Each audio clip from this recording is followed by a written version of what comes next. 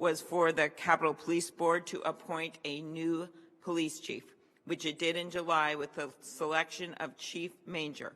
For the past several months, Chief Manger has worked to make needed changes and implement recommendations both from our report as well as from your Inspector General report, Mr. Bolton. At our last hearing with you, you updated us on the review of Capitol Police policies and practices since the insurrection, including on the 4 reports you issued at that time. Since then, you have finished 3 more reports detailing issues that impacted the department's response to the events of January 6th, and you're finishing a final report outlining your findings and progress to address them. Significantly, you have issued a total of 104 recommendations, of which 30 have now been implemented in an effort to ensure that the department is equipped to fulfill its mission. And it's not as though work is not being done on the other recommendations. As you know, they are in progress. And as I noted, we will have an ideal moment at the beginning of January to go back through with the chief himself the work that needs to be done, the work that is done. And so this kind of alert to those working on these recommendations, not just with the Capitol Police, but the other agencies as well, that they get their work done. This work is crucial to improving the security of the Capitol and also to supporting the brave officers who served heroically and in unimaginable circumstances. It was an honor to stand with some of those officers with Senator Blunt and their families as the President signed our bipartisan legislation to honor the heroes who defended our democracy with the Congressional Gold Medal. We owe it to these courageous officers to make sure they have the resources and support and the rules in place to do their jobs. Since January 6th, anyone that walks around this Capitol, talk to officers as I do, ask officers questions, see how they're doing, you find out, that there has been some improvement in morale, which I think is really important. They lost so many of their fellow officers, including those who sadly died by suicide. But we also know from them there continues to be staff shortages. We have now put the money forward for that, but this police department, like many across the country, is facing staff shortages, and we must fill those jobs. As our country moves forward, we know that there are many issues that merit serious consideration. A major investigation, which I support, is going on, bipartisan investigation in the House of Representatives, looking back at the root causes of what happened with recommendations. Our job today is to look at the security at the Capitol. And I look forward to discussing your findings, Inspector General Bolton, the progress that has been made at the Capitol Police Department in the past several months, and certainly the work that lies ahead, not only with the Capitol Police Department, but getting answers to the other issues we raised in our report along with Senators Peter and Senator Portman with regard to the other agencies and how they work with the Capitol Police. Thank you very much, Mr. Bolton, and we look forward to hearing from you. I'll turn it over to my friend and colleague, Senator Blunt. Well, thank you, Senator Klobuchar, and thank you also for your focus on these issues. I think the fact that we quickly began to look into what had happened and to try to come up with our own recommendations, and as I think you also pointed out, we referenced the IG's recommendations at the time, and I know there are new recommendations we're going to hear about today. This is the 4th hearing that this committee's had regarding the January 6th attack on the Capitol, and the 2nd time we've had a chance to have the U.S. Capitol Police Inspector General come and be here with us today. I appreciate the opportunity to talk to him as he concludes what is his 11-month investigation. It began also immediately. There were recommendations made immediately and others to be made today. Glad to have Mr. Bolton's wife, Bridget, here with us today, and I'll share Senator Klobuchar's view that we will not ask her any questions that you aren't able to answer, but I know she's proud of your work, and I know the amount of work you've had to put in to cover this territory, to come up with all the recommendations you have over the last 11 months has meant that your family has had to be an important and patient part of that, and we're grateful to Bridget for what she's done to support this work as well. The impact on the department has been clear, though I think we're still trying to be sure we fully understand the impact today. You know, the detailed 104 recommendations from your office made with the help of the department's Operational Readiness Committee has made a difference already.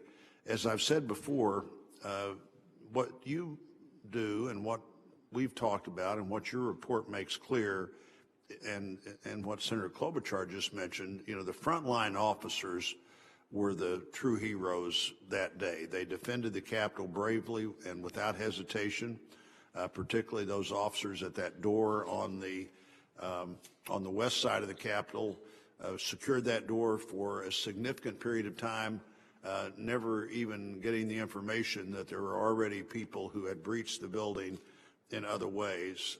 My colleagues and I remain incredibly grateful for the dedication of the Capitol Police and what they do to not just protect the Congress, but protect everyone who works here and everyone who visits here, and it's incredibly important. I'd like to highlight two divisions that were subjects of your most recent flash report. They, according to your report, and something that we all, I think, had no surprise in, you described their performance as exceptional and excellent. The Dignitary Protection Division and the Hazard Incident Response Division. First, the Dignitary Protection Unit Division successfully evacuated and relocated all of the Congressional protectees on January the 6th, even without having the critical intelligence that they would have needed in advance to know the kinds of things that might happen that day. Second, the Hazardous Incident Response Division disposed of multiple hazardous devices found on or near the Capitol campus. Later that day, those teams conducted sweeps of the Capitol grounds and buildings, which really allowed us to get back to the important work of the joint session. You know, that division could have created all kinds of sense. Well, we need to have more time. We're worn out. We're exhausted. Nobody did that, and that allowed us to get back in the Capitol. I think Senator Klobuchar and Senator Warner and others here were back in the Capitol by 8 o'clock or so, and when we left the Capitol at 3:30 that morning, Senator Klobuchar, we were able to do that knowing that that building had been secured by the Capitol Police, who also understood, I think, the importance of the work we do here. It would have been an easy moment to say, well, let's come back tomorrow, or we need another 48 hours, but the Capitol Police, and particularly the unit that had to do the sweep of the Capitol, also shared and understood the importance of the work we do here. Any comments or questions I have today regarding any deficiencies of the Capitol Police are certainly not meant to disparage or reflect on the rank and file or diminish their actions on the 6th. And frankly, our questions, I think, and certainly mine, are likely to continue to be about the leadership failures that day. I think the committee should hear, and I'm glad that the chairwoman has decided we will hear in January from Chief Manger. There's no better time to find out what the Capitol Police have done in what will then have been the past 12 months to be sure that this kind of thing can't happen again. And if it does happen again, we would be much better prepared for it in ways that would ensure, frankly, that the kind of events that happened that day would not be successfully repeated or even attempted. It's important that we understand limitations that have prevented the Capitol Police from fully implementing the recommendations that you made and our committee has made, but there better be limits that make sense whenever we have a chance to talk to the chief about those limits in this committee in January. Chairwoman and I drafted legislation that would provide the police chief with unilateral authority to request emergency assistance from the National Guard. Even this week, Senator Klobuchar, we're reading stories about some of the testimony that we took in 8 months ago, and finding out that that testimony is still as highly dubious as it appeared to be the day we took that testimony. We've worked with our colleagues with the supplemental bill to provide the department with additional necessary funding for salaries. Many officers were reaching their salary cap, and obviously with officers leaving, the officers that remain were asked to do more and more. We've also looked at overtime pay, at trauma support, riot control equipment for all officers, and specialized training for those officers that need to be part of specialized units. I think we're going to work together to see that the officers are better trained, better equipped, and better prepared. We owe that to the frontline officers and their families. They do everything they can every day to protect the members of Congress, the congressional officers, employees, and visitors to the Capitol on a daily basis, and we are grateful for that and glad you're here today. Well, thank you very much, Senator Blunt. And when I think of that day, I think of the two of us, as you noted, at 3:30 in the morning, walking across those hallways, those corridors with broken glass on every side, with those two young women with the mahogany box with the last of the electoral ballots. And I think that is forever seared in our memories. And so much of this is not just getting to the root causes, which is critical, what's happening in the House, but it's making sure it never happens again. And that is going to be about both the improvements we have made and will make with the Capitol Police and the agencies that are affiliated with them, and making sure that there's better coordination and intelligence sharing and the like. I also want to know we've been joined by Senator Warner on this committee, who's on this committee, and also is the chair of the Intelligence Committee. So this will be helpful to have him here, as well as Senator King and Senator Padilla and Senator Capito. We thank them for being with us today. I will now introduce our witness, Mr. Michael Bolton, the Inspector General for the United States Capitol Police. Mr. Bolton has served in the Capitol Police Office of the Inspector General for 15 years. He was appointed as Inspector General in January 2019. Early in his career, he served as Special Agent in charge of the Treasury Department's Office of Investigation for 4 years. He also served for 21 years with the U.S. Secret Service. Mr. Bolton holds a degree in criminal justice from the University of Maryland. I will now swear in our witness.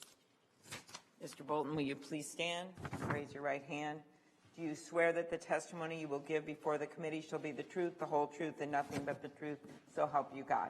I do. Thank you. We are now recognized for your testimony. Thank you. Good morning, Madam Chair, Klobuchar, Ranking Member Blunt, and distinguished members of the committee. Thank you for this opportunity to appear before you, the Committee of Senate Rules and Administration, to discuss our review of events in regards to the Capitol Police Department's operation, programs, and policies that were in effect during January 6, 2021. I'd like to extend my appreciation to the committee for holding this hearing and the important work that this committee continues to do to make the Capitol complex safe and secure. I also like to take the time and extend and recognize the outstanding efforts and work done by my staff in the Office of Inspector General. Through their collective efforts and skills, we have produced 8 flash reports outlining areas of improvement for the department, resulting in 104 recommendations. Our last and final flash report is a summary of the status of the recommendations we have made and security improvements that the department has made since January 6. Although the department has addressed some of our recommendations and have made security improvements throughout the Capitol complex, much work still needs to be addressed in relation to training, intelligence, cultural change, and operational planning. We are currently finalizing our final flash report, which we anticipate issuing within the next few days. Since my last hearing before this committee, we have issued 3 additional flash reports. These reports include areas in the department such as Communication Coordination Bureau, the Hazardous Incidents Response Division, Canine Unit, and finally Dignitary Protective Division and Human Capital. Our fifth flash report was designed to communicate deficiencies within the department's Command and Coordination Bureau. Additionally, to gain a perspective on department-wide command and control challenges on January 6, we contacted 86 officers and completed interviews with 36 of them who agreed to be interviewed. We also reviewed 49 after-action reports U.S. Capitol Police officers and employees completed. Based on our interviews with the Capitol Police officers and review of after-action reports, we identified department-wide command and control deficiencies related to information sharing, chain of command direction, communication, preparedness, training, leadership development, emergency response procedures, and law enforcement coordination. Our sixth flash report was designed to communicate deficiencies with the department's Hazardous Incident Response Division and Canine Unit. Deficiencies included the lack of adequate department guidance for both units. The department did not always comply with guidance related to canine operations or training and did not always ensure canine policies and procedures were up to date. A lack of canine-related training or operational experience required for officials and formal guidance for emergency procedures, as well as inadequate hazardous device response guidance, could have hampered the efficiency of the Canine Unit on January 6. Our seventh flash report was designed to communicate any deficiencies with the Department's Dignitary Protective Division and Human Capital. The Dignitary Protective Division greatly contributed towards the Department's mission through proper training and successfully evacuating individuals under its protection during January 6. However, the Dignitary Protection Division incurred authorization issues with staging evacuation vehicles on January 6. In addition, the training program lacked a dedicated training staff, facilities issues, and weapons system training integration. USCP could not provide documentation supporting that it implemented those recommendations. Our eighth and final flash report is a summary of the status of our 104 recommendations and any security improvements made by the department since January 6. Although the department has made several changes to include updating policies and procedures, additional training for CDU units, the civil disturbance units, and the hiring of a subject matter expert in the planning and coordination of large events or high-profile demonstrations, the department still has more work to achieve the goal of making the Capitol complex safe and secure. Out of the 200 security enhancements that the department has provided to the OIG, only 61 of those items have supporting documentation to support those enhancements to have occurred. Some of the other security enhancements the department has instituted has been additional intelligence briefings provided to the rank and file, as well as to department leadership. The department still lacks an overall training infrastructure to meet the needs of the department. The level of intelligence gathering and expertise needed, and an overall cultural change needed to move the department into a protective agency as opposed to a traditional police department. In conclusion, the department is comprised of extraordinary men and women who are dedicated to protecting democracy, putting their own lives in harm's way in order for Congress to exercise their constitutional duties in a safe and open manner. It is our duty to honor those officers who have given their lives, but also ensuring the safety of all those working and visiting the Capitol complex by making hard changes within the department. Finally, I would like to thank not only this committee, but also the Committee on House Administration and the Select Committee to investigate the January 6 attack for their continuing support of my office and the work they have done in protecting democracy so that events such as January 6 never happen again. Thank you for this opportunity to appear before you today. I'll be very happy to answer any questions the committee may have. Thank you very much, Mr. Bolton. We'll never forget the words of one officer on January 6th, picked up on the radio. Does anybody have a plan in the middle of the insurrection? In your report on command and control issues, you found that there was no plan. The department did not have adequate procedures for coordinated emergency responses. Officers were not briefed in intelligence, and there was a lack of direction about what to do about the attack. You recommended that officers be given briefings at roll calls on potential hazards. Can you elaborate on what was lacking in this area on January 6th, how that's changed. Thank you. That has changed in a couple of different ways.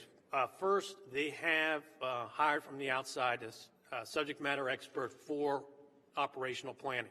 As evident, as you probably saw the difference in September 18th demonstrations that we had up here just recently. The second, they have started attending intelligence division analysts, started attending roll calls, providing briefings to the officers, and as well as to the command staff, whether it be the sergeants and above, the lieutenants and inspectors. So they are now receiving daily briefings and receiving the appropriate threat assessments. In addition, every officer has been provided a government cell phone to be provided for any alerts on campus or recall messages that may be needed. Okay.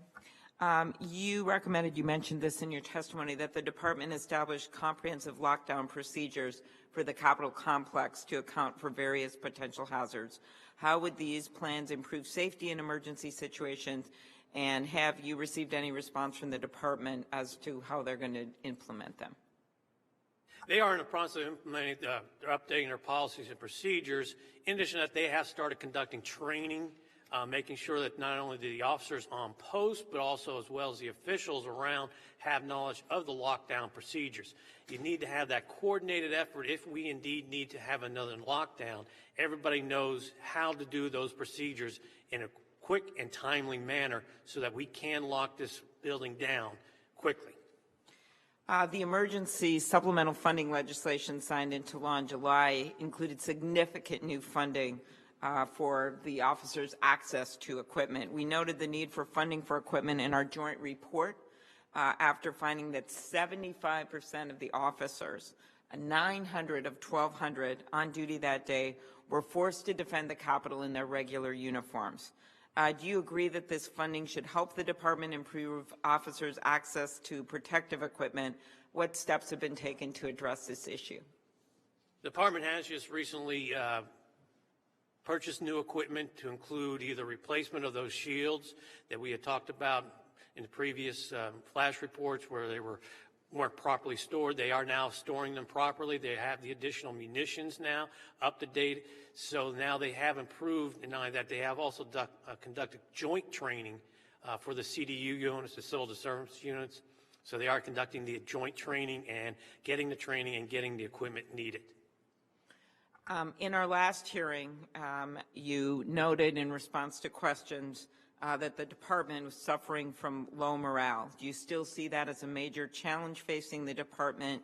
And do you have any comments on the department's effort to recruit new officers? Obviously, all the overtime, the repeated day after day after day of working would take a toll on anyone. And this is, of course, coming after having been through that insurrection, not properly trained, not properly equipped, not properly led. And that's what we're dealing with here, and we know what a problem it's been. When you talk about morale, that's a difficult thing to pinpoint as far as getting a definitive feel for morale. That is something anecdotal that you may get from time to time with the thing. But I would say that their morale has generally increased or gotten better since obviously because they are seeing some changes. The officers of the rank and file are starting to see that things are starting to turn around a little bit. The department is actively recruiting those. They have been filling the classes with down to FLETC. In fact, they just had one just recently, just before Thanksgiving, that they sent down to the Federal Law Enforcement Training Center.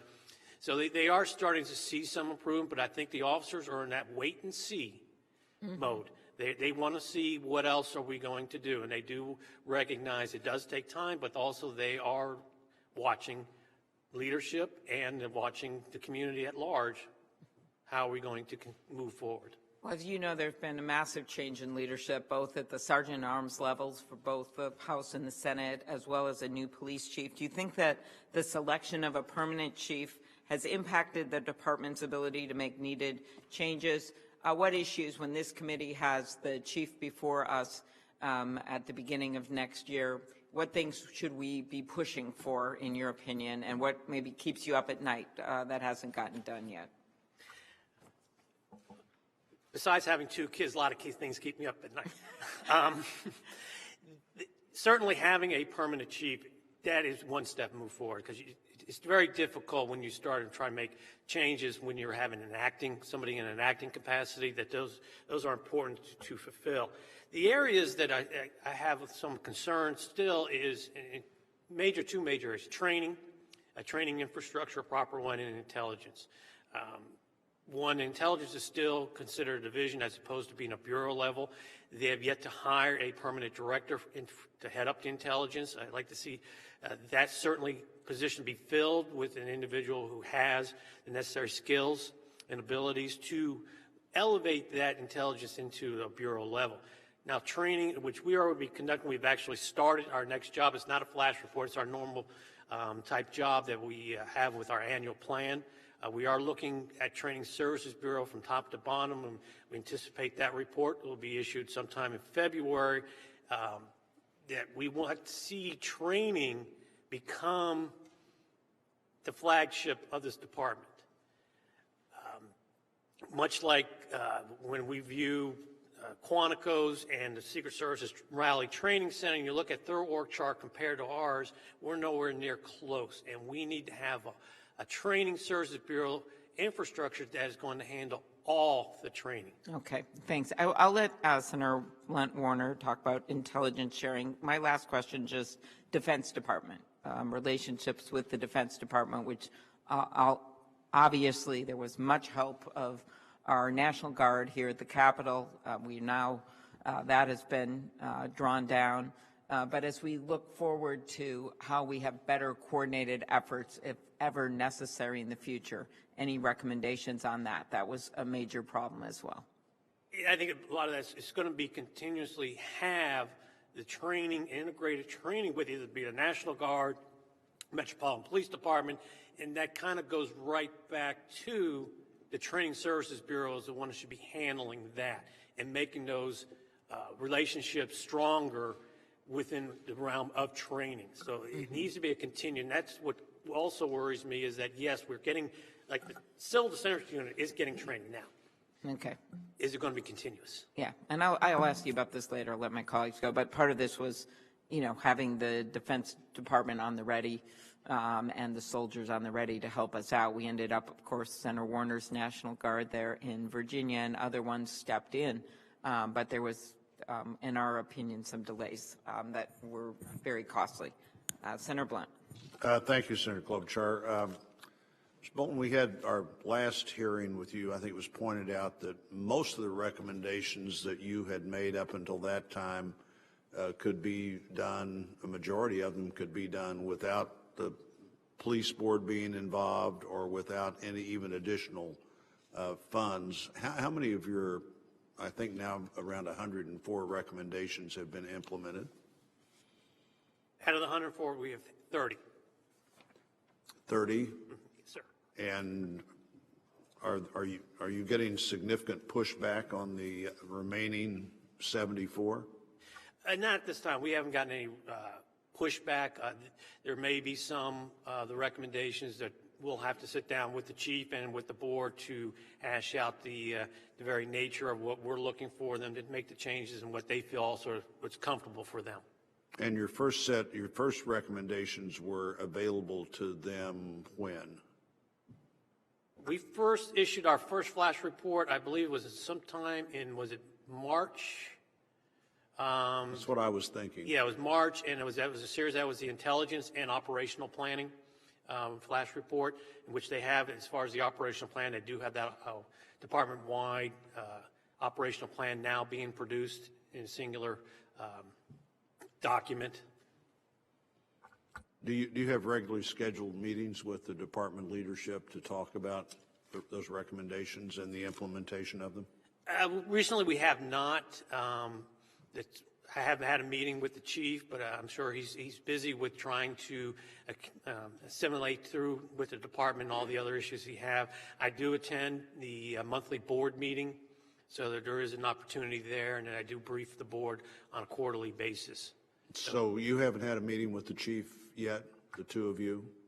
We've had one meeting. I believe that was back in August when we had our initial meeting. Are there any recommendations that you've made that you can clearly see resistance in the department? I believe there probably may be a couple that, at least as indicated to me, there may be resistance. One is with the CERT teams, the containment emergency response teams, and issues concerning potential about security clearances. Those were one of our recommendations is that every sworn and civilian would either have a top secret or, at worst, a secret clearance. There seems to be some hesitation towards moving towards that. Why do you think that is? It hasn't been expressed to me directly. I think some of it is potentially having to change your hiring standards, what to do with those who are already on the job that came on a job without that particular hiring standard. And also with whether it be issues that the union may raise. I don't know of any specific ones, but they may, so there may be some concern about what the union may feel about their folks having to get clearances and maintain those clearances. And there's always the fear that once you expend that additional funds, which it is going to be additional funding, to get the clearances that you'll have to pay for those, that your individuals may end up leaving to another federal agency with that clearance, because that is a sought-after tool within the rest of the federal government, that if you already have a clearance, then it makes it much easier to move to another federal agency. How many officers have left the department since January the 6th? I don't have the exact numbers as far as those, but I believe it's around 200 or so. How many are there jobs where we're having sworn officers that have the sworn level of training do jobs that somebody else could do? Have we got the right match of training and jobs that are being done in the Capitol complex by officers? If you're talking about the what's being proposed right now, where you may have some contract, think of it as the court security officers that you see at the U.S. Marshals, those gals and guys in the blue blazers and pants doing basically the mag checkpoints there. Yes. And providing the something similar. I know that right now is in discussion with the board and the department on bringing over some maybe potentially contracted folks to augment the officers, to allow them to be able to get their days off, cut down a little bit on the overtime, and also to provide that the officers would be able to get their much needed training. So I know those things are in a discussion right now between the board and the department, and I imagine some of it with the committees as well. So with 200 officers or so retiring or leaving the force this year, what percentage of vacant jobs are there in the Capitol Police? I would say it would probably be that number. I think that's what they're down. I think they're authorized with 1,800 or so, and they're in the area right now either 1,600 or 1,500. I'm not exactly sure of the numbers that they have, but they are down significantly of officers, and they need to be able to bring at least folks on that can augment that, because even if you hire somebody today, you're talking over a year before you get them on post. By the time they get done with FLETC, Federal Law Enforcement Training Center, and in the Delton, by the time you're done,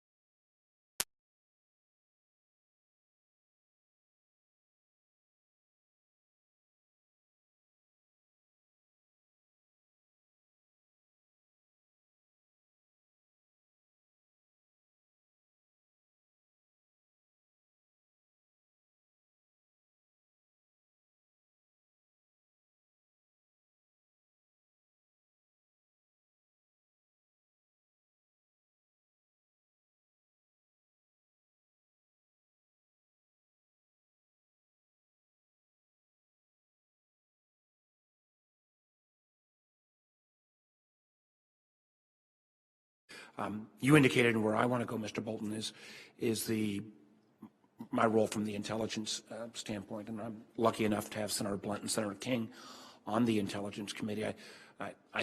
You raised the issue about security clearances, I know, back in your June report. And one of the things I hope that the Capitol Police knows is that this is an area that we have focused on for some time. I mean, a few years back, there was a 750,000 person backlog on security clearances. I actually give one of the few areas I give the Trump administration credit. They worked with us to reform that. We've brought that down to about 250,000. We're down to about a 30-day wait in terms of a secret clearance. So I hope that the movement we've made on security clearance reform, and you've got to stay on this all the time, and reciprocity, so that once you get clearance, you can take it with you, or you can move from entity to entity. We maybe ought to give you a briefing so you can get that to the Capitol Police. But I am concerned on this intelligence sharing, between the IC kind of writ large and DHS and FBI. You brought up a point that you were concerned about that ability to have that sharing. How do you think progress has been made since June? Are there any more formal procedures in place on how Capitol Police shares with DHS, FBI, and the IC intelligence? I would say that there has been some progress. We do have some folks embedded in some of the task force and intelligence. I just see it as we need to do more. One, I think by, again, as I said earlier, making it into Intelligence Bureau, having somebody from the intelligence community has lived all their lives. Those folks are, I look at anybody who comes from the intelligence community, they're folk that's cut from a different cloth.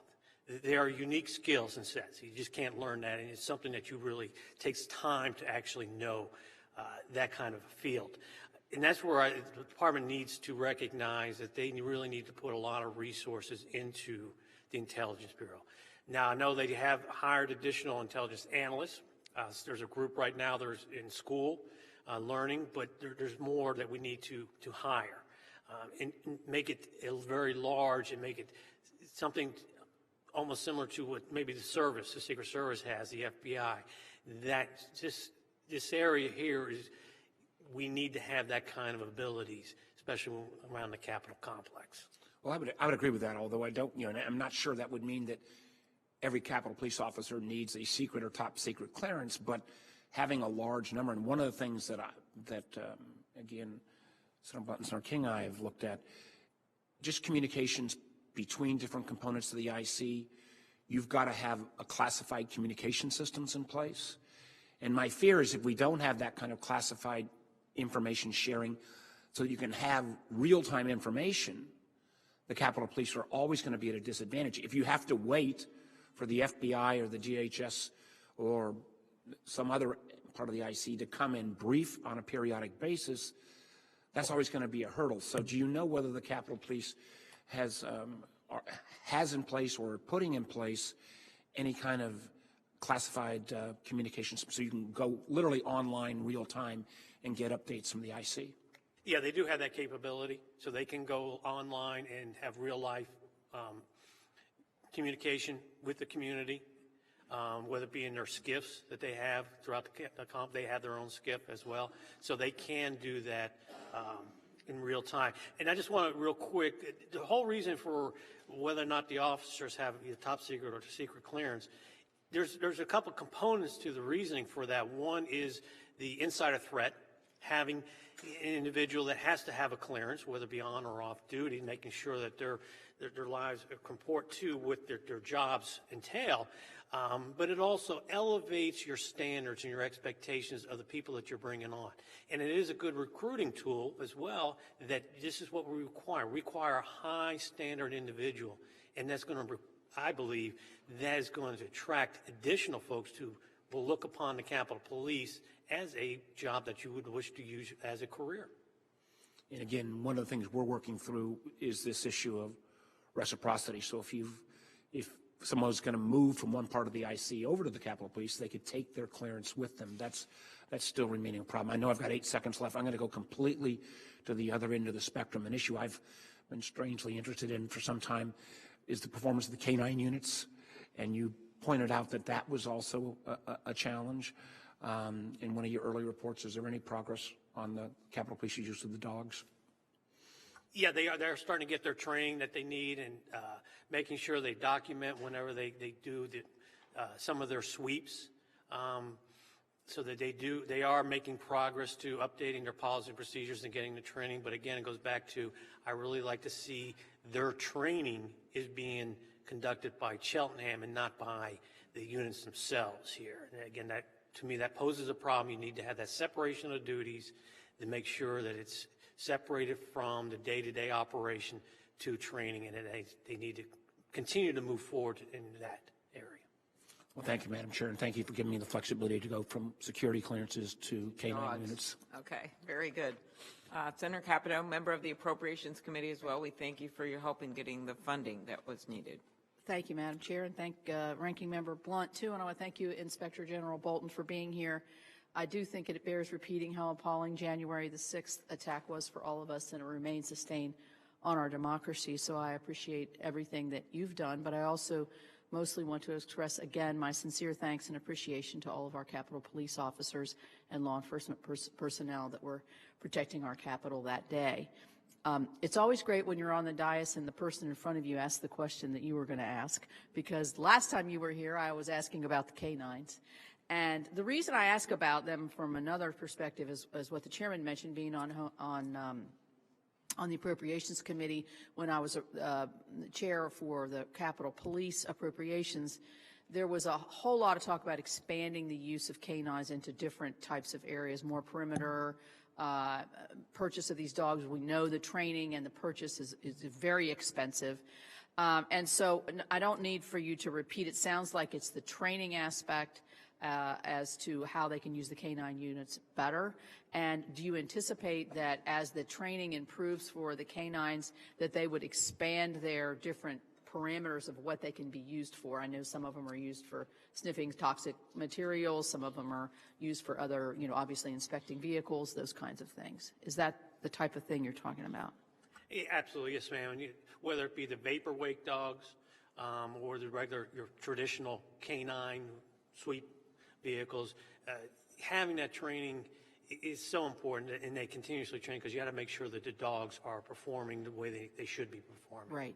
The other thing I would say, and I think all of us, certainly I do, on my phone as early as this morning, as I was deciding how to navigate the way into the Capitol, since January the 6th, we are getting repeated messages on our phones that raise our awareness as to what streets are closed, for what purpose, what's going on Capitol Hill. And I think that was one, from a member's perspective, one of the big fallacies of that day, because we didn't know really what was going on, where there were safe areas, and how is that any different than every day? Well, this is true. This is true. Yes, like today we don't know what's going on, but we do know what roads are closed. I'll say that. But I do want to express appreciation both to this Sergeant of Arms, but also to the Capitol Police, because they have upped their communications with, at least with me personally, and I assume everybody. And I'm appreciative of that, because we do need to know, we do use it, so the alerts are very useful. One of the one of the aspects that I picked up in one of your reports is that there was no continuous radio contact between the officers. They were having trouble coordinating, communicating with one another. Has that been improved? It seems to me that would be something that would be, I don't want to say anything's easy, but easier to improve than maybe some of the long-term training aspects of this. That's a hard one to, in a sense, as far as the communication, because we haven't had something similar to that. But I think certainly what I would say was improvement is by issuing all the officers with department cell phones, so they can receive those very alerts that you just had mentioned with street closures, to give them that situational awareness in real time, because there is difficult when you do have an incident. People end up overusing the radio, and your communications ends up breaking down. Right. But I think the long-term answer to that is through additional training and being able to, once things get a little bit more settled down, to have either tabletop exercises, having areas to instructing officers how to do radio discipline? Well, it seems to be training is the aspect that's come very forward in all of your recommendations. And I'm wondering if there has been, or are there plans to be like a full-out drill of these trainings, of the drill of a like incident, so that you can, deploy these training, in real life. You're not just sitting in a classroom or looking at something on a computer. To your knowledge, has there been a full-out drill, an evacuation drill? I question the evacuation standards that were used to actually remove us from the chamber. So those are questions that I'm wondering, have we actually drilled this training? What I've seen is they have to continue to do at least the evacuation training, but not the overall, I think what you're thinking about. They'll do it in the bits and pieces, or the child care center. We're evacuating that Fairchild building or some of these individual buildings, and we'll just do it as opposed to a whole encompassing, like, a situation where you had to evacuate the entire Capitol complex, which is very difficult to do. Let's make no mistake about that, because especially if Congress is in session, that's not going to happen. We're not going to do a training exercise if anyone's in session, so it had to be something or during a break. Well, in my view, the fact that it's very difficult to do speaks to the need to do it. Yes, I would agree when we're in session that would cause additional problems, but I do think that, and the reason I've got this top of mind is the horrifying shooting in the school that occurred in Michigan last week. If you read some of the reports from the students and the teachers as to what they did, they had drilled as to what to do if there was an active shooter in their school, and they barricaded themselves into the classrooms. They had practiced this, and I think honestly it saved lives. So it kind of reinforced to me how important actually physically drilling really difficult situations in the whole would save lives in the end. So thank you very much for all your work. Thank you. Thank you very much, Senator Capito. Senator King, member of the Intelligence Committee as well. Thank you. First, I have to observe how profoundly sad it is that we're here even talking about this. And January 6th was one of the saddest days in our country, that our magnificent Capitol is not open to the public, and we had an attack on the heart of our democracy. It just casts a pall over this whole discussion. Second point, part of, as I recall, the 9/11 Commission, one of their conclusions was that there was a failure of imagination. Security people had not thought about what could happen, the use of an airplane as a bomb. In this case, that the U.S. Capitol would be attacked. So I think part of the recommendation is not a specific one, but there should be red teams. There should be people in the Capitol Police who think the unthinkable, who think about what could happen in the mind of a malefactor, and it might be domestic terrorist or it might be an international terrorist. I mean, or some combination. So I hope that that's something that you can recommend. Again, it's not as specific as saying, okay, let's fix the Canine Corps or those things, but there should be a conscious and deliberate policy of trying to think the unthinkable and therefore be ready for it. Specific question. And I admit I haven't read all your reports in detail. I commend you for the work that you've done. I've been surprised there hasn't been more discussion of physical security. It's pretty easy to secure a building these days. Why do we have windows that can be broken on the first floor of the Capitol? Why don't we have an automated system that when a button is pushed, metal doors shut on all the entrances? Is that part of your analysis? Not specifically, because those type of issues really almost fall under the architect of the Capitol. Any physical structure. Yeah, but we're talking, here's another silo, Madam Chair. I mean, come on. Exactly. But yeah, that would be outside of my authority to look at those kind of issues. Now, I know General Henry and his task force did look at and did make several recommendations on the physical security or the structural security, but those really fall in the realm of the architect, and that does not quite fit into my jurisdiction. I hope, Madam Chair, that that's something we can look into, because that, if all the doors and windows had been sealed, we wouldn't have had a lot of the problem that we had. And there are ways. There's Lexan you can put in the windows that's virtually bulletproof, unbreakable. So I think that should be part of our analysis. Finally, with regard to intelligence, I leaned over to Senator Warner and said, is the total intelligence budget of the United States government classified? And neither of us are sure, so I'm not going to cite the number. But we spend tens of billions of dollars every year on intelligence. It bothers me that we're creating another intelligence bureau. I think there should be someone in the Capitol Police whose job it is to look out for the intelligence, but we don't need to start another intelligence examination. We've got the FBI, we've got the Department of Homeland Security, we've got enormous intelligence assets throughout the federal government. So I would hope that what we can talk about is the receipt of intelligence information, but not necessarily the creation of a new intelligence division. I mean, that's the problem in this case. For example, apparently there were indications that in the FBI system that there was danger that day, but it didn't get to the right level in the FBI, and it never got over to the Capitol Police. To me, it's a coordination issue rather than a collection of intelligence issues. Do you see what I mean? Yes, sir, I do. This is not something that we are proponents that we would be actually going out and gathering the intelligence. We'd still be users of the intelligence. We're just elevating the ability to receive that intelligence and then be able to process it and get it to the rank and file and to the committee or committees or members of Congress. So we're not advocating that we actually become where we're out there actually gathering the intelligence.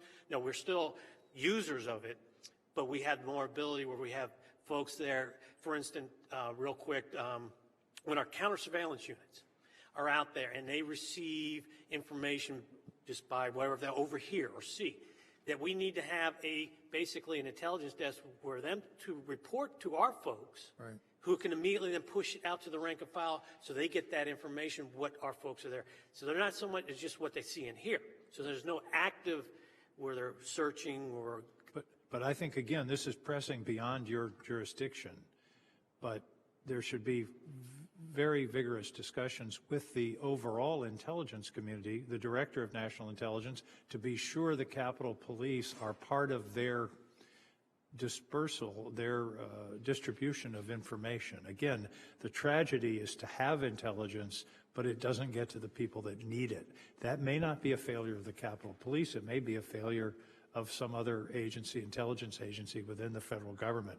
It's a question of coordination, and that we need our intelligence gathering agencies, which are very good, to be sure that that information is being shared with the appropriate entities, one of which is the Capitol Police. The best intelligence of the world is no good if the people that need it don't have it. So I appreciate your report. Thank you very much for your really diligent and excellent work on this. Thank you, Madam Chair. Thank you very much, Senator King. And then on with us remotely is Senator Ossoff. Thank you, Madam Chair, and thank you, Mr. Bolton, for your testimony today. When we spoke in June during your prior appearance before this committee, I asked you a simple but important question, which is which individual is ultimately responsible for the security of the United States Capitol complex? Who's in charge? Who has ultimate accountability? And that was not a question that you at that hearing, nor your colleagues who testified before the committee in February were able to answer with specificity. And you acknowledged, Mr. Bolton, during that discussion at your last appearance, that was a problem, that the lack of a single individual who's accountable for and has responsibility for the security of the U.S. Capitol is a major management problem and a security risk. That's my assessment. Is that your assessment? And let me ask you the question again now that there's been time to regroup, consider reforms, consider recommendations from this committee, who is ultimately responsible for the security of the United States Capitol? Once again, you ask a difficult question. That is, if you look at it strictly from an operational, let's say an operational side, that would be the chief of police. But because the chief also has to coordinate, and you have the House and the Senate and the architect of the Capitol Police Board, that kind of muddies the water in a sense of ultimate responsibility. But if you had to pick the ultimate responsibility, it would fall under the chief of police for security. But that still, again, poses an issue because you still have the board. And it's not, I'm not trying to say that the board doesn't have its roles and responsibilities. Certainly they do. That's not the question here. The question is, who do you look for to having that responsibility for Capitol security? Obviously, if you have an issue or you have a question or a member of your staff does, they're going to go pick up the phone and probably call one or two people, either the chief or on this side, for the Senate side, you're going to be calling the Senate Sergeant of Arms. So again, that does pose a potential problem that exists. Mr. Bolton, we've engaged extensively with you this year and with your colleagues because there was an egregious security failure which threatened the peaceful transfer of power as required by the Constitution between presidential administrations. I don't need to remind you, but I remind all who are tuned in that failure resulted in the sacking of the United States Senate, the invasion of the Senate floor, a suspension of constitutionally vital processes. Here we are now, nearly a year later, and the answer to the question, who's in charge, which we've identified repeatedly as being a crucial driver of both the failure to respond promptly to the contingency on January 6th, and also the lack of effective management and sharing of intelligence in the weeks beforehand. No one is in charge. Does that need to change, and how would you change it if you could simply impose a different set of policies and a different org chart?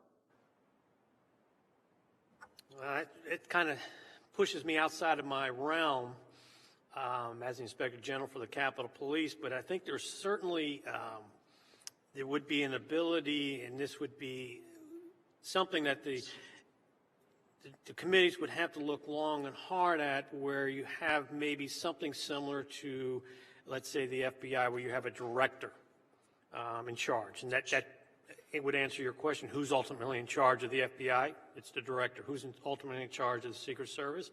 Well, the director of the Secret Service. So that's who you're going to go to hold accountable for any questions that you may have. So that would be something that would have to be thought long and hard because of the uniqueness of the Capitol Police and the various elements, whether it be the House Sergeant of Arms or the Senate Sergeant of Arms or the Architect Capitol, who make up the Capitol Police Board. There are a lot of different moving parts there. It's not as clear-cut and as easy as there is over in the executive branch. Thank you, Mr. Bolton. Well, it's a matter that I think this committee needs to continue to focus on in any management context, in any security context, in any command context. As you know, the lack of a single point of authority and accountability is a major vulnerability, and we've seen the consequences of that in part earlier this year. With my remaining time and begging the chair's indulgence, just one further question for you. I want to express my gratitude and respect and appreciation for the men and women of the United States Capitol Police. I want to express my gratitude and appreciation and understanding of the extraordinary burden that they've had to bear, the tremendous amount of overtime that U.S. Capitol Police personnel have worked. In 2020, officers worked, according to my notes here, over 700,000 hours of mandatory overtime. As USCP union representatives have noted, this is driven by chronic understaffing. There was, of course, a wave of retirements and resignations after the January 6th attack. Congress has an unpredictable schedule At present, none of this overtime, again, mandatory overtime, 700,000 hours of it in 2020 counts toward the officer's base pay for retirement purposes. My question for you, Mr. Bolton, is what more can Congress do to relieve the extraordinary burden on the U.S. Capitol Police requiring so much mandatory overtime, and to ensure that their compensation and their retirement benefits reflect the true measure of their commitment and sacrifice to the security of the Congress?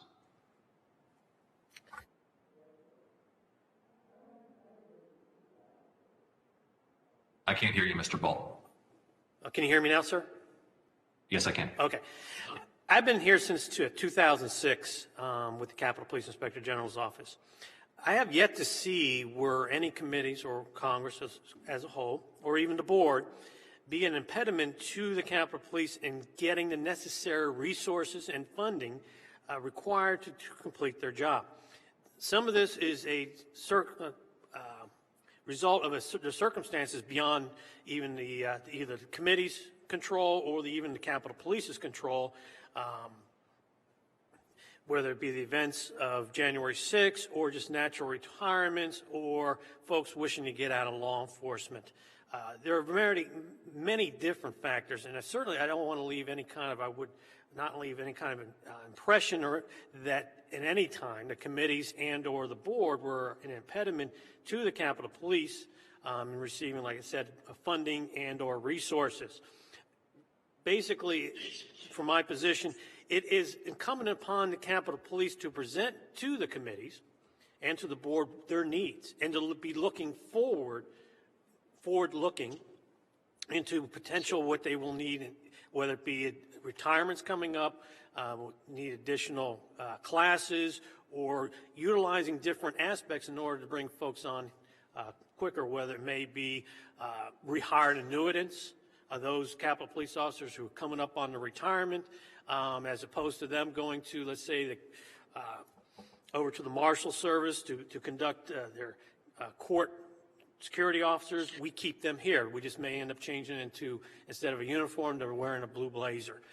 So those kind of ideas where you can have a force multiplier, and those are the type of things that it's really incumbent upon the department to be looking to those type of things. But certainly, like I said, since I've been here, never seen any committees and or board that had inhibited the department from getting those resources. Okay. Next up, Senator Cruz. Thank you. Thank you, Senator Ossoff. Thank you, Madam Chair.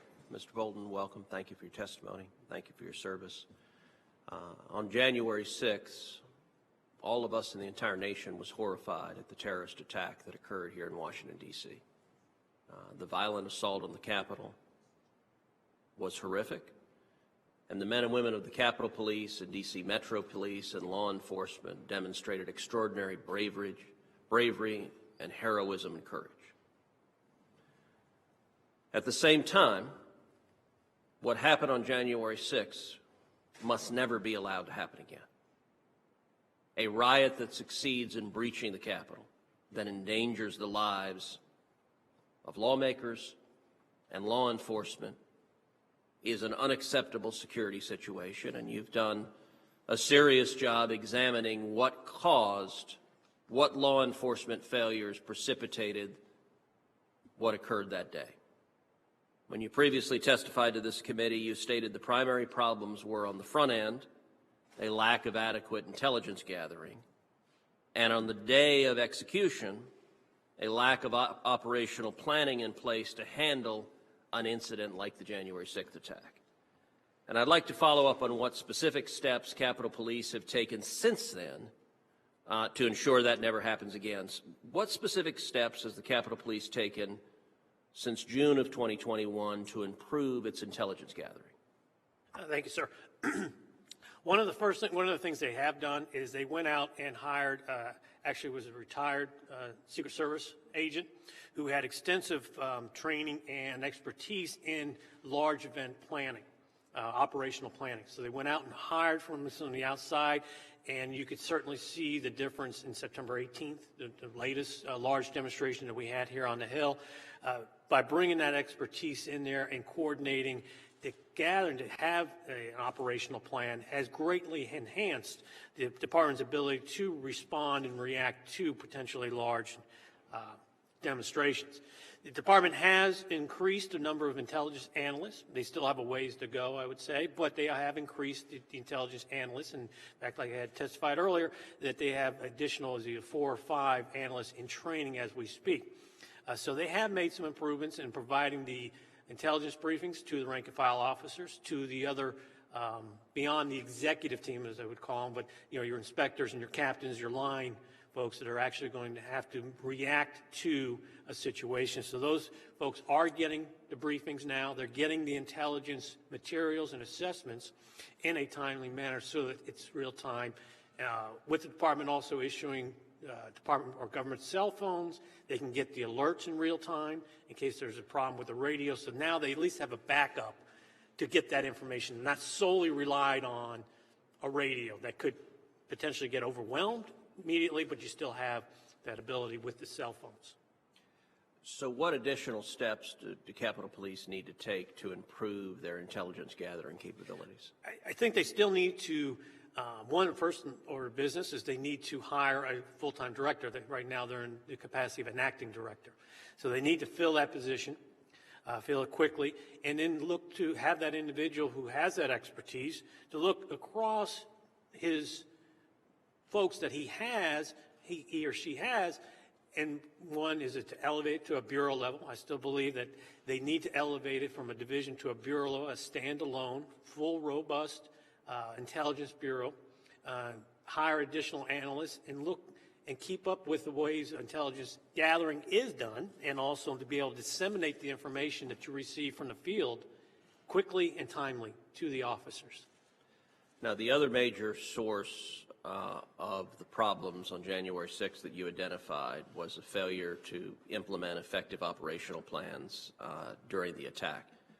What specific steps have the Capitol Police taken to develop and design workable operational plans to deal with a situation like that in the future?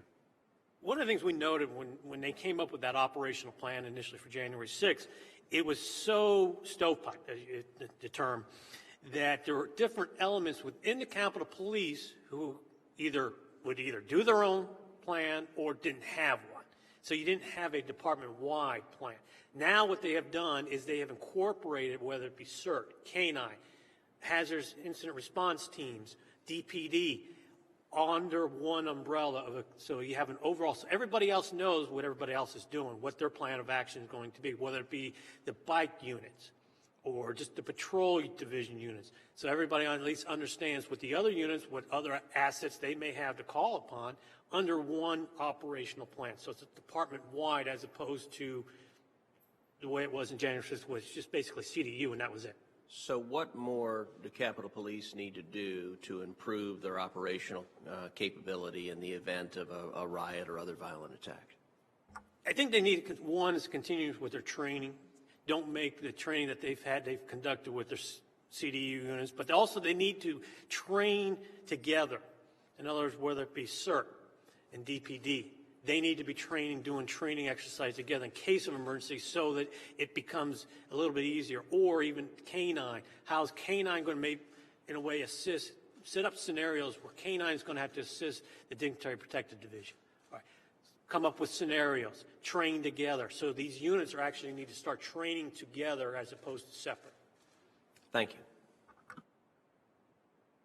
Thank you very much, Senator Cruz. I know something that you and I and you have discussed and you care about very much, as do all of us, Senator Cruz, is the number of threats that we've seen against members of Congress over the past several years. The Capitol Police reported over 4,100 threats against members of Congress in just the first 3 months of this year. That's on track to more than double the number of threats against members in all of 2020. The chief has said that he expects that the department and law enforcement partners will have to respond to 9,000 threats to members this year. Has the Capitol Police, Mr. Bolton, taken action since June to keep up with these serious threats, and are additional resources and personnel needed? The department is doing a good job in keeping up with the threats.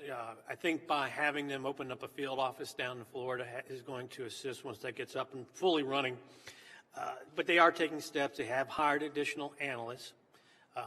They have, like I said before, they have several in school, but there still needs to be additional folks hired and brought on board in the intelligence. So we still have a ways to go, but we are making improvements. We're taking our steps now. And I think understandably you focused on because of January 6th, the intelligence piece of this, but there's more than that as well, of course, and that's the follow-up when there is active threats and the police protection and the like that we're very concerned about.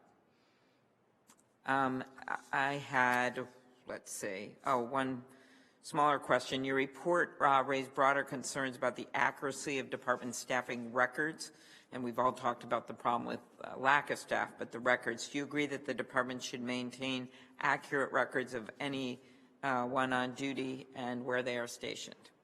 Oh, yes. As we noted in our one of our last flash reports with the manpower issue we dealt with, that the department couldn't provide us records, whether it be recalls or the amount of folks they actually had at that time. So the concept that it was an all hands is dubious at best, in a sense. They couldn't provide us with that kind of documentation. And it's also important to note, when it came time for deputizing some outside law enforcement, the department didn't have the proper records to document who was deputizing by whom, which could present an issue if that individual made in a federal arrest and there was a local officer. Then the question of their legal authority for making that arrest could come into question if we can't prove that they were actually deputized. Okay. Something to follow up on. In your report on command communications, you recommended that the department implement a policy requiring senior officials to rotate through various posts of the Capitol Police. I just am recalling when I was the DA, I did this a day at a time, but I would see line people at work and basically on the front line, and it gave me a much bigger sense of challenges and the like. So could you elaborate on that? And then I have one last question, Senator Blunt. The department needs to develop a rotational policy. You can't have certain individuals who will spend their entire career in one unit, whether it's 23 years out of their 25 years in CERT, or even DPD.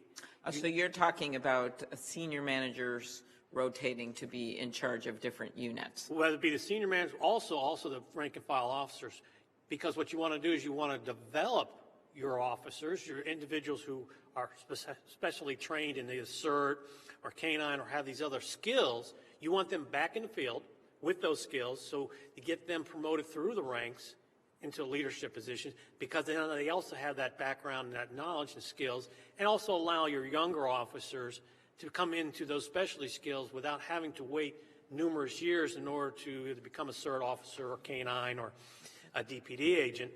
That you start, what you want is a well-rounded police department. And if you don't have a rotational policy, you're not going to get there. Okay.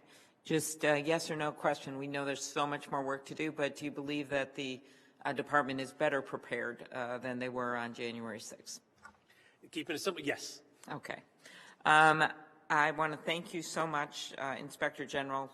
Senator Blunt, you want to say any closing remarks? Or? I've got just one or two questions. I know you just responded to the event planning question that Senator Cruz asked and talked about bringing somebody in who was more prepared for that.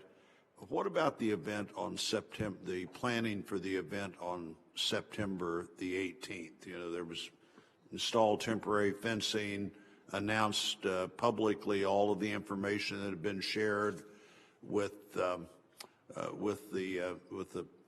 officers as well as partner agencies, and had those partner agencies on standby. What did we learn from that? I think our biggest, what we learned from it, that's how we should be doing business. This is the way, the detail, the effort, and not only, I would say effort, but the impact that you have if you are planning correctly, how you have good outcomes. And certainly, you know, September 18th was a good outcome. They were properly prepared. They were ready for any contingency, and that's where we need to continue to be each and every day, and that, whether it be a large event or just regular day-to-day operations, we need to be prepared for any contingency. Of course, there was not much of a contingency to be prepared for there. Do you think that's because of the widely discussed preparations, or was there an intelligence lack of understanding of how many people were going to come to that event? I really don't have any direct-hand knowledge as far as the reasonings why it was so, or wasn't so well attended. There could be various reasons by that, but I think what we need to take from that as an example of how we, the Capitol Police, what we can control, how we should be prepared. And the cost of that event, preparing for that event and paying for that event was? Sure, we haven't conducted any kind of work on that to be able to provide that information to the Well, I think I've read somewhere it was right around $1 million. Well, I think there's maybe more to learn from that than that we should do that every time we think something might happen, and probably that's more on the intelligence side. I've actually been supportive of the chief's determination of that, if for no other reason than to have a trial run of what happens in terms of how quickly the fence can come up and down, and it was quickly up and quickly down, and how our partner agencies could be prepared to respond. Though I'm not of the view that there was ever the level of threat, but there, it could be that the preparations made a big difference in who was going to come. I do think the combination of event planning and solid intelligence would make a difference on how we plan for those events, and I'm sure I'll have some questions for the chief about that. I think that's all I have. I may have some questions for the record, Chairwoman, but I think I'm done for this morning. All right. Well, thank you very much. And I want to thank you. We both have thanked you, as all the members of this committee, regardless of political party, are very, very thankful for what you've done, Mr. Bolton. You laid out detailed recs. We know there have been progress as a result of those recommendations, but we know there's a lot more work to be done. And that is why we're going to be calling the chief before the committee, following up on the progress. And so everyone involved in this who've been watching today will have a few weeks' notice here. There's always time to get more things done, and we'll go over your recommendations as well as ours that came out of the report. So I want to thank you, Mr. Bolton, and we look forward to whatever you are providing for us next, because it's always done in a professional manner, and you're not afraid to tell the truth, which we need more of every day in these hallways. So the record will remain open for 1 week, and with that, Senator Blunt, you want to add anything? No, Chairman, I don't think there's much to add here. We both expressed our thanks to Inspector General Bolton. I do think the recommendations he has made and his consistent following up to be sure those are done. And I know he's looked also at the recommendations we made in our joint committee report have been significant in helping the department move in the right direction. And like you, I look forward to his continued good work in this area. Thank you, and the hearing's adjourned.